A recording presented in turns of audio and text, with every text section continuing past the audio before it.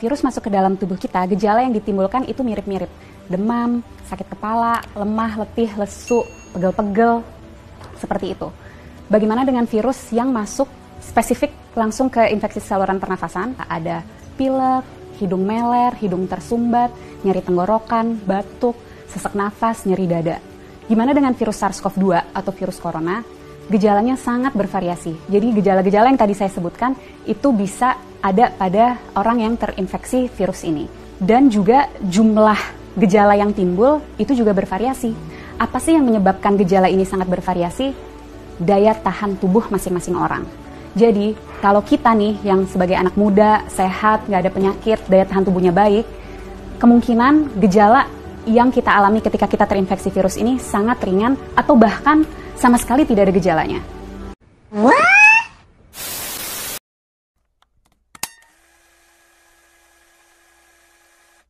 Penting untuk kita jaga jarak. Jaga jarak 1 meter untuk memastikan droplet yang keluar melalui batuk ataupun bersin tidak terkena pada kita. Penting sekali untuk kita untuk selalu cuci tangan dengan cara yang benar dan sering-sering untuk memastikan jika secara tidak sengaja kita menyentuh droplet itu, kita bisa membersihkannya. Dan yang juga penting, jangan menyentuh wajah dengan tangan kita yang belum bersih. Kenapa? Karena virus akan lebih cepat menyebar, lebih cepat masuk melalui mukosa mata, hidung, dan mulut. Penting untuk kita menghindari keramaian untuk memutus rantai penularan ini. Penting untuk kita di rumah aja supaya kita bisa terus meningkatkan daya tahan tubuh kita untuk dapat melawan virus ini. Bagaimana untuk kita yang tidak bisa di rumah aja, terpaksa harus bekerja di luar atau harus pergi keluar, tetap usahakan untuk menjaga jarak.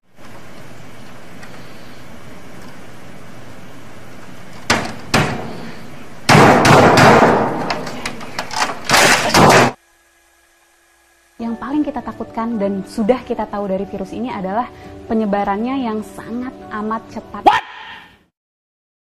What the fuck? Dan lebih mudah dan lebih cepat di tempat-tempat keramaian. Tapi lagi-lagi jangan panik. Bukan berarti kalau teman-teman yang masih muda dan sehat ini merasa, oh saya ada gejala-gejala COVID-19 nih.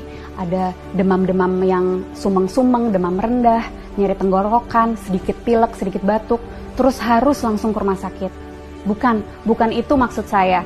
Bukan berarti kalau teman-teman ada gejala itu harus segera ke rumah sakit.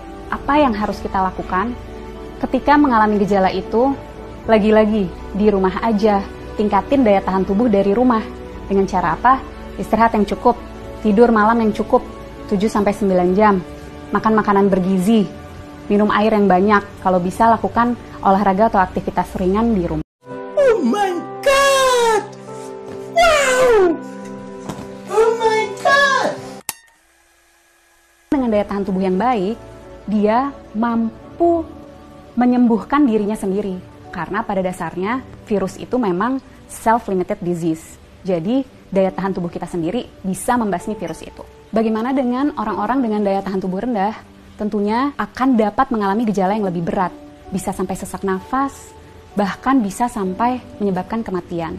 Siapa saja sih orang-orang yang kita tahu daya tahan tubuhnya rendah? Yang pertama, orang tua yang usianya di atas 60 tahun. Yang kedua, orang-orang dengan penyakit penyerta. Penyakit penyerta itu apa? Jadi penyakit yang biasanya lagi-lagi ada di orang tua. Seperti kencing manis, darah tinggi, sakit jantung, sakit ginjal, sakit paru, sakit liver, kanker, dan lain-lain. Nah, orang-orang inilah yang akan sangat menderita ketika dia terinfeksi oleh virus SARS-CoV-2 atau virus corona ini.